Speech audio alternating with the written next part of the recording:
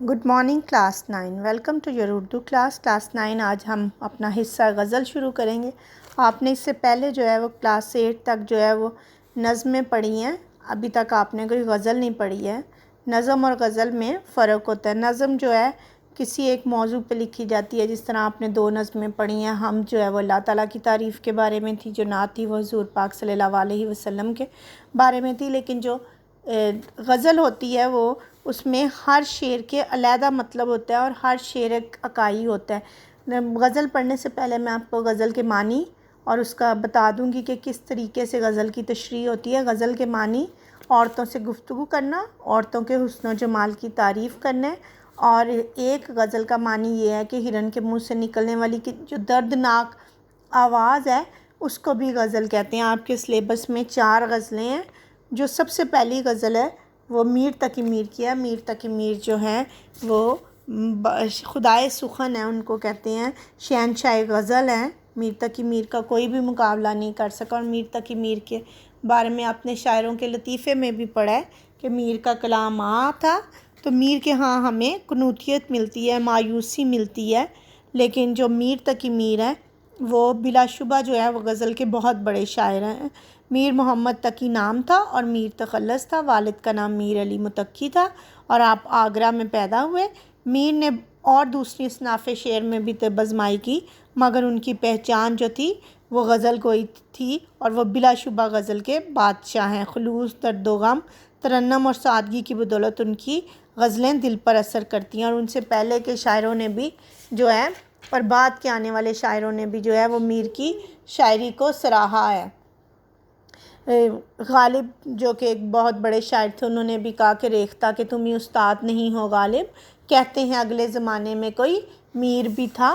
تو میر تقی میر بلا شبہ جو ہے اس میں کوئی شک نہیں ہے کہ وہ اردو کے غزل کے جو ہیں وہ شہنشاہ غزل ہیں، سرتاج شعراء اردو نے ڈاکٹر مولوی عبدالحق نے کہا ہے۔ اور میر نے جو ہے وہ موٹے موٹے جو ہے وہ 6 اردو دواوین لکھے۔ دواوین اردو کی جو شاعری کی ان کی موٹی موٹی بکس تھیں، ان کو دیوان کہتے ہیں، اور دیوان کی جمع دواوین ہے۔ اب میں جو ہے وہ ایک ایک شعر کی تشریح کروں گی، اور یہ جو غزل کے جو شعر ہیں ہر شعر کا علیحدہ مطلب ہے۔ ایک شعر کا ایک موضوع ہوتا ہے اور اگلا شعر جو ہے اس کا بالکل الگ سے ٹاپک ہوتا ہے، اس لیے جو ہے وہ غزل کے ہر شعر کی جو تشریح ہے وہ دوسرے سے ڈیفرنٹ ہوتی ہے، اور نظم سے تھوڑی زیادہ تشریح اس کی کرنی ہوتی ہے، پھر ہی جو ہے وہ نمبر ملتے ہیں۔ آپ کے سلیبس میں جو پیپر میں جو سوال آئے گا اس میں سے 3 شعر نظم میں سے آئیں گے، اور حصہ نظم میں سے 3 شعر اور حصہ غزل میں سے 2 شعر، اور ایک شعر جو ہے وہ 2 نمبر کا ہوگا۔ میں پہلا شعر پڑھنے لگی ہوں۔ ہستی اپنی حباب کی سی ہے، یہ نمائش سراب کی سی ہے۔ ہستی زندگی، حباب پانی کا بلبلا، یہ نمائش دکھاوا، اور سراب دھوکا۔ تو پہلا جو شعر ہے وہاں میر تقی میر جو ہیں وہ دنیا کی بے ثباتی کا ذکر کرتے ہوئے کہہ رہے ہیں کہ اس دنیا میں کسی چیز کو بھی دوام نہیں ہے، یہ کائنات جو ہے یہ پانی کے بلبلے کی طرح ہے، یہ دنیا محض ایک دھوکا ہے۔ ہم اس دنیا میں آتے ہیں، یہاں آ کے اپنا دل لگا لیتے ہیں، لیکن یہاں آ کے کسی کو یہ نہیں پتہ ہوتا کہ سب بھول جاتے ہیں کہ یہ ہمیں کچھ دن کے لیے ہم اس دنیا میں آئے ہیں، اور یہاں انسانی زندگی کی حیثیت ایک بلبلے کی سی ہے، پانی کے بلبلے کی سی ہے۔ جس طرح پانی کا بلبلا تھوڑی دیر کے لیے، کچھ سیکنڈ کے لیے آپ کو نظر آتا ہے اور اس کے بعد ختم ہو جاتا ہے، اس طرح بالکل جو انسان کا ظاہری وقار اور شان و شوکت ہے وہ بھی ایک لمحے میں ختم ہو جائے گی۔ تو اس شعر میں دنیا کی بے ثباتی کا ذکر ہے، اور دوسرے مصرعے میں انہوں نے کہا کہ یہ نمائش سراب کی سی ہے۔ تو نمائش کے یہ دنیا جو ہے وہ ایک دھوکا ہے، سراب دھوکا۔ جب ہم ریت کو دیکھتے ہیں، اس کے اوپر جب دھوپ کی کرنیں پڑتی ہیں تو جو ریت ہے وہ ایسے لگ رہا ہوتا ہے جس طرح پانی ہے، اس پہ پانی کا گمان ہوتا ہے۔ انسان جب ہم سڑک پہ بھی دیکھتے ہیں کہ گرمیوں میں جب بہت تیز دھوپ پڑتی ہے تو وہ بھی ہمیں پانی ایسے لگ رہا ہوتا ہے کہ جس طرح پانی ہے، تو یہ دھوکا ہے۔ بالکل اسی طرح جو ہے انسانی زندگی بھی جو ہے وہ نمائش کی طرح ہے، ایک کہ آپ جس میں ایک دھوکے کی طرح ہے کہ یہاں آ کے انسان اپنا دل لگا لیتا ہے، لیکن اس کو یہ نہیں پتہ ہوتا کہ میں نے اس دنیا سے چلے جانا ہے، یہ سب وقتی ہے۔ کیونکہ ہر ذی نفس نے جو ہے، ہر انسان نے جو ہے وہ موت کا مزہ چکھنا ہے۔ موت ایک ایسی حقیقت ہے جو اٹل ہے اور جو ہے وہ لازمی آنی ہے، اس لیے اصل زندگی تو آخرت کی زندگی ہے۔ یہ زندگی جو ہے یہ چند روزہ ہے۔ وہ وہ بہادر شاہ ظفر کا بھی شعر ہے کہ عمر دراز مانگ کے لائے تھے 4 دن، تو زندگی کو جو ہے وہ 4 دن سے جو ہے وہ استعارہ کیا جاتا ہے کہ 4 دن سے اس کو تشبیہ دی جاتی ہے کہ یہ وقتی زندگی ہے۔ اس سے ریلیٹڈ آپ شعر لکھ لیں۔ دنیا کے اے مسافر منزل تیری قبر ہے، دنیا کے اے مسافر منزل تیری قبر ہے۔ دوسرا مصرع ہے طے کر رہا ہے جو تو 2 دن کا یہ سفر ہے۔ پہلا مصرع دنیا کے اے مسافر منزل تیری قبر ہے، اگلا مصرع ہے طے کر رہا ہے جو تو، طے کر رہا ہے جو تو 2 دن کا یہ سفر ہے۔ دوسرا امدادی شعر اس سے ریلیٹڈ لکھ لیں۔ ہوا کے دوش پہ رکھے ہوئے چراغ ہیں ہم، ہوا کے دوش پہ رکھے ہوئے چراغ ہیں ہم، جو بجھ گئے تو ہوا سے شکایتیں کیسی۔ ہوا کے دوش پہ رکھے ہوئے چراغ ہیں ہم، جو بجھ گئے تو ہوا سے شکایتیں کیسی۔ ایک اور شعر۔ مرگ ایک ماندگی کا وقفہ ہے، مرگ ایک ماندگی کا وقفہ ہے، یعنی کہ تھوڑی دیر کا ایک لمحہ ہے۔ مرگ ایک ماندگی کا وقفہ ہے، یعنی آگے چلیں گے دم لے کر۔ مرگ ایک ماندگی کا وقفہ ہے، یعنی آگے چلیں گے دم لے کر۔ جی اب میں دوسرے شعر کو پڑھوں گی اور اس کی تشریح کروں گی۔ ناز کی اس کے لب کی کیا کہیے، پنکھڑی کی گلاب کی سی ہے۔ جس طرح میں نے آپ کو پہلے بتایا کہ اب پہلا جو شعر ہے وہ دنیا کی بے ثباتی کا ہے، اور اگلا جو شعر ہے وہ محبوب کی خوبصورتی کا شعر ہے۔ اور اردو غزل کی جو ہے ایک خاص بات یہ ہے کہ اس میں جو ہے وہ جو شاعر ہوتا ہے وہ عاشق کے صورت میں اور اپنے محبوب کی تعریف کرتا ہے، لیکن اس میں ہم غلط معنوں میں نہیں لے سکتے، کیونکہ اردو شاعری میں محبوب کے لیے ہمیشہ مذکر کا لفظ استعمال ہوا ہے۔ ہم جب بھی بات کریں گے ہم کہیں گے کہ شاعر کا محبوب، اس کا یہ مطلب نہیں ہے کہ اس کا محبوب جو ہے وہ لڑکا ہے، لیکن اس کے لیے جو ہے ہمیشہ اردو میں جو محبوب کے ساتھ جو لفظ جو صیغہ استعمال ہو رہا ہے وہ مؤنث کا نہیں بلکہ مذکر کا ہے۔ میں دوسرا شعر اب تشریح کروں گی کہ ناز کی اس کے لب کی کیا کہیے۔ ناز کی نرمی، لب ہونٹ پنکھڑی پھول کی پتی کی سی ماند کی طرح۔ تو دوسرے شعر میں جو ہے وہ میر تقی میر اپنے محبوب کے ہونٹوں کی تعریف کرتے ہوئے کہتے ہیں کہ میرے محبوب کے ہونٹ اس قدر جو ہے وہ نرم اور نازک ہیں کہ جو ہے ان کی تعریف جو ہے وہ پھول کی پتی کی طرح کر رہے ہیں، کہ جس طرح پھول کی پتی ایک پیٹل جو ہے، ایک پھول کی جو پنکھڑی ہے گلاب کی جو ایک پتی ہے وہ کس قدر نرم و نازک ہوتی ہے، بالکل اسی طرح میرے محبوب کے ہونٹ ہیں۔ اور کچھ لوگ جو ہیں اس کو نعتیہ شعر بھی قرار دیتے ہیں کہ یہ حضور پاک صلی اللہ علیہ وسلم کے لیے ہے، انہوں نے جو محبوب تصور کی ہے وہ حضور پاک صلی اللہ علیہ وسلم کی ذات اقدس ہے، اور ہم اس کو عشق مجازی میں بھی دیکھ سکتے ہیں کہ وہ اپنے محبوب کے ہونٹوں کی تعریف کرتے ہوئے کہتے ہیں کہ میرے محبوب کے ہونٹ اس قدر نرم و ملائم ہیں، اس قدر نازک اور سرخ رنگ کے ہیں کہ جس طرح پھول کی پتی ہے۔ اس سے شعر لکھ لیں ریلیٹڈ۔ جب وہ دانتوں میں دباتے ہیں گلابی آنچل، جب وہ دانتوں میں دباتے ہیں گلابی آنچل۔ دوسرا مصرع ہے کتنے پرکیف نظاروں کو سزا ملتی ہے۔ جب وہ دانتوں میں دباتے ہیں گلابی آنچل، دوسرا مصرع ہے کتنے پرکیف نظاروں کو سزا ملتی ہے۔ اگلا شعر دیکھیں۔ چشم دل کھول اس بھی عالم پر، یہاں کی اوقات خواب کی سی۔ اب جو تیسرا شعر ہے وہ پھر دنیا کی بے ثباتی کا اور دنیا کی حقیقت اس کے اندر شاعر ظاہر کر رہا ہے کہ اس دنیا میں جو ہے وہ انسان جو ہے وہ کچھ دن کے لیے آیا، اور وہ کہہ رہے ہیں کہ چشم دل کھول اس بھی عالم میں۔ چشم آنکھ اور خواب جو ہے، جو بات نیند میں دیکھی جائے وہ خواب ہے، اور یہاں کی اوقات خواب کی سی اوقات، یہ جو گھڑی ہے۔ تو شاعر اس شعر میں انسان کو یہ نصیحت کر رہے ہیں کہ اپنے دل کی آنکھ جو ہے اس دنیا کو دیکھ لو، اس آخرت کو دیکھ لو، اور تمہیں اندازہ ہو جائے گا کہ اس دنیا کی حیثیت محض ایک خواب کی سی ہے۔ میر کا یہ جو شعر ہے یہ فکر آخرت کے بارے میں عالمگیر سچائی کا حامل ہے۔ وہ یہ اور شاعر کو آفاقی شاعر بھی کہا جاتا ہے کہ وہ جو ہے وہ الہامی بھی ہوتا ہے اور آفاقی بھی ہوتا ہے۔ وہ جو ہے وہ دنیا کی حقیقت کو بیان کرتا ہے۔ تو اس شعر میں بھی وہ کہہ رہے ہیں کہ انسان اس دنیا کی حقیقت کو سمجھ لے اور غافل نہ بن، کیونکہ یہ زندگی جو ہے وہ عارضی زندگی ہے، اور ہم نے جو کچھ یہاں بونا ہے وہی ہم نے روز آخرت جو ہے وہ ہمیں کاٹنا پڑے گا۔ جیسا ہم اس دنیا میں کرتے ہیں اس کا، ان اعمال کا جو ہے وہ ہمیں حساب دینا ہوگا۔ تو شاعر اس شعر میں یہی کہہ رہے ہیں کہ اب اس دنیا میں تو اپنی معرفت کی آنکھ کھولے، اپنے دل کی آنکھوں سے دیکھ، کیونکہ جتنی بھی تو نے یہاں زندگی بسر کرنی ہے، یہاں کی اوقات خواب کی سی ہے۔ جس طرح خواب جو ہے، جیسے انسان خواب سے اٹھتا ہے، بیدار ہوتا ہے نیند سے، تو وہ دیکھتا ہے کہ خواب تھا، یہ حقیقت نہیں ہے بالکل۔ یہ دنیا بھی جو ہے یہ حقیقت میں جو ہے وہ صرف جو ہے وہ چند روزہ ہے، اور جو اصل زندگی ہے وہ جو ہے وہ ہماری آخرت کی زندگی ہے، جو ہمیشہ کی زندگی ہے۔ اس سے ریلیٹڈ شعر لکھ لیں۔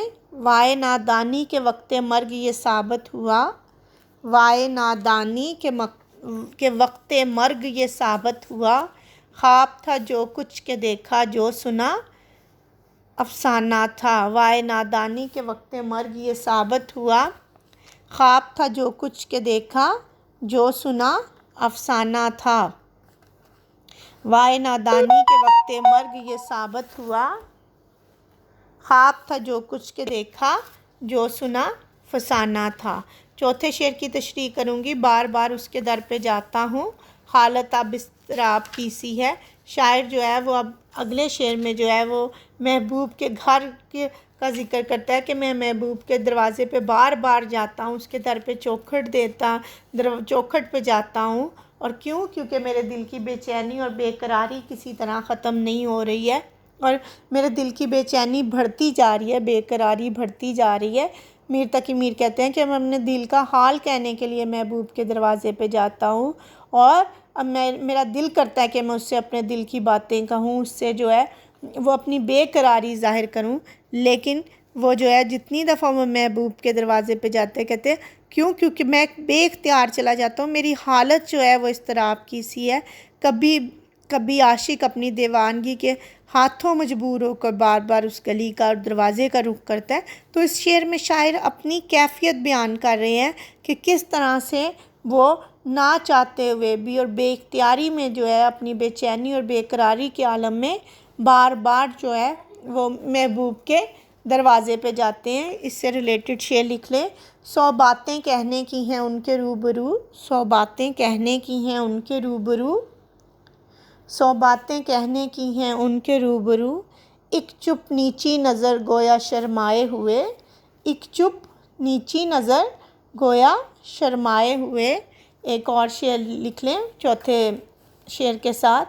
تیرے کوچے اس بہانے مجھے دن سے رات کرنا، تیرے کوچے اس بہانے مجھے دن سے رات کرنا، کبھی اس سے بات کرنا کبھی اس سے بات کرنا، تیرے کوچے اس بہانے مجھے دن سے رات کرنا، کبھی اس سے بات کرنا کبھی اس سے بات کرنا۔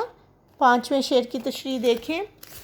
آتش غم میں دل بھنا شاید دیر سے بو کباب کی سی ہے۔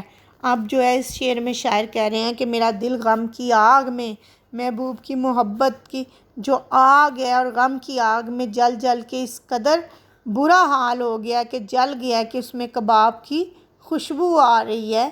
تو شاعر اس شعر میں کہہ رہے ہیں کہ میرے محبوب نے میرے پہ بہت ظلم و ستم کیے ہیں۔ ایک اور جو آپ پڑھیں گے وہ یہ ہے کہ اردو شاعری میں، اردو غزلوں میں جو عاشق ہے وہ مظلوم ہے، اور جو محبوب ہے وہ ظالم ہوتا ہے، اور وہ اپنے عاشق کی بات نہیں سنتا اور اس کی طرف توجہ نہیں دیتا ہے اور اس پہ کوئی دھیان نہیں دیتا ہے۔ تو اس شعر میں بھی شاعر یہی کہہ رہے ہیں کہ میرا دل جو ہے وہ غم سے چور ہو چکا ہے، اور اب ایسے ہے کہ غم کی تپش جو ہے وہ مجھے جلائی جا رہی ہے، اور اس کے جلنے کی وجہ سے جو ہے میرے دل کا یہ حال ہو گیا ہے کہ جس طرح سے دل جو ہے وہ گوشت کا ٹکڑا ہے، اور جس طرح گوشت کے ٹکڑے کو آپ آنکھ پہ جلاتے ہیں تو وہ کباب بن جاتا ہے۔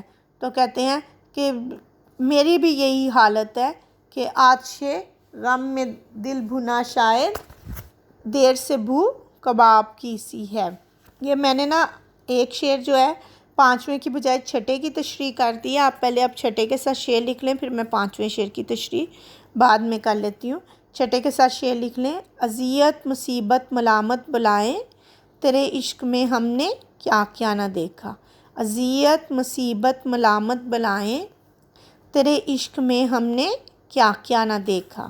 اذیت قوما مصیبت قوما ملامت قوما بلائیں، تیرے عشق میں ہم نے کیا کیا نہ دیکھا۔ اب میں 5ویں شعر کی تشریح کرنے لگی ہوں۔ پہلے چھٹے کی ہے، میں 5ویں کی۔ میں جو بولا کہا کہ یہ آواز اسی خانہ خراب کی سی ہے۔ یہ چوتھے شعر کو انہوں نے آگے جو ہے اسی موضوع کو لے کے گئے ہیں کہ جیسے ہی محبوب کے در پہ وہ اضطراب کی حالت میں گیا ہوں، محبوب نے جب میں جو بولا، میں سے مراد واحد متکلم کا صیغہ ہے۔ جب ہم اپنی بات کرتے ہیں تو ہم میں کہتے ہیں، تو شاعر اس شعر میں کہہ رہا ہے کہ میں جو بولا، کہ میں نے جو بات کی تو کہا کہ یہ آواز، تو محبوب نے سن کے کہا اسی خانہ خراب کی سی۔ خانہ خراب جو برباد ہو چکا ہے، جس کی حالت خراب ہے۔ کہتے ہیں جب میں نے محبوب کے دروازے پہ بے قراری میں گیا اور میں نے محبوب کے دروازے پہ بات کی اور کھٹکھٹایا تو اندر سے آواز آئی، ہو یہ تو وہی عاشق زار کی آواز لگتی ہے۔ تو شاعر کو یہ محبوب سے گلہ ہے کہ انہوں نے اس کی بات کو توجہ نہیں دی اور وہ اتنا بیگانہ ہو گیا کہ وہ اس کی آواز کی پہچان جو ہے وہ کر کے بھی انسنی کرتی۔ اس سے ریلیٹڈ شعر لکھ لیں۔ اس نے قصداً بھی میرے نالے کو، نالے سے مراد ہے فریاد، اس نے قصداً بھی میرے نالے کو نہ سنا ہوگا گر سنا ہوگا۔ اس نے قصداً بھی میرے نالے کو نہ سنا ہوگا گر سنا ہوگا۔ 5ویں کے ساتھ ایک اور شعر لکھ لیں۔ ان لبوں نے نہ کی مسیحائی، ان لبوں نے نہ کی مسیحائی، دوسرا مصرع ہے ہم نے سو طرح سے مر دیکھا۔ ان لبوں نے نہ کی مسیحائی، ہم نے سو طرح سے مر دیکھا، دوسرا مصرع ہے ہم نے سو طرح سے مر دیکھا۔ آخری شعر کی تشریح کروں گی۔ میر ان نیم باز آنکھوں میں ساری مستی شراب کی سی۔ اب آخری شعر میں یہ جو ہے یہ مقطع ہے۔ جس شعر میں غزل کا جو آخری شعر ہے اور شاعر اپنا نام استعمال کرتا ہے اس کو مقطع کہتے ہیں۔ جس طرح ہر غزل کا پہلا شعر جو ہے جس کے دونوں مصرے ہم قافیہ ہم ردیف ہوتے ہیں اس کو مطلع کہتے ہیں، اور غزل کا آخری شعر جس میں شاعر اپنا نام استعمال کرتا ہے اس کو مقطع کہتے ہیں۔ تو اس میں جو ہے وہ میر تقی میر نے اپنا نام استعمال کیا ہے، تو یہ اس غزل کا مقطع ہے۔ اور جس غزل میں آخری شعر میں شاعر اپنا نام استعمال نہیں کرے گا اس کو ہم کہیں گے کہ یہ غزل کا آخری شعر ہے، اس کو پھر مقطع نہیں کہیں گے۔ مقطع صرف وہی ہے جس میں شاعر کا نام آتا ہے۔ تو یہاں میر اپنے آپ کو مخاطب ہو کے کہہ رہے ہیں میر ان نیم باز آنکھوں میں ساری مستی شراب کی سی ہے۔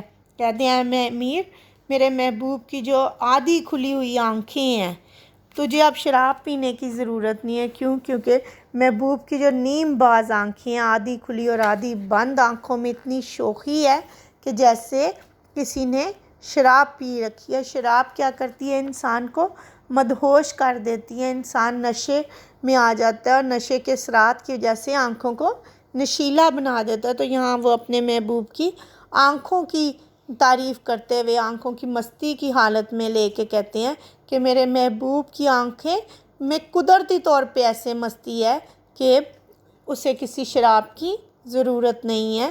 تو یہاں جو ہے شاعر اپنے محبوب کی آنکھوں کو شراب کی مستی سے تشبیہ دے رہے ہیں کہ جس طرح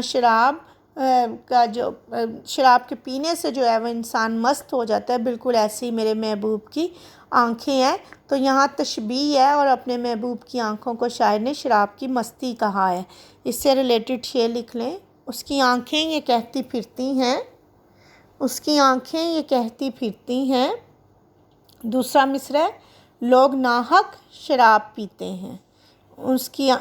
ان کی آنکھیں یہ کہتی پھرتی ہیں، ان کی آنکھیں یہ کہتی پھرتی ہیں، لوگ ناحق شراب پیتے ہیں۔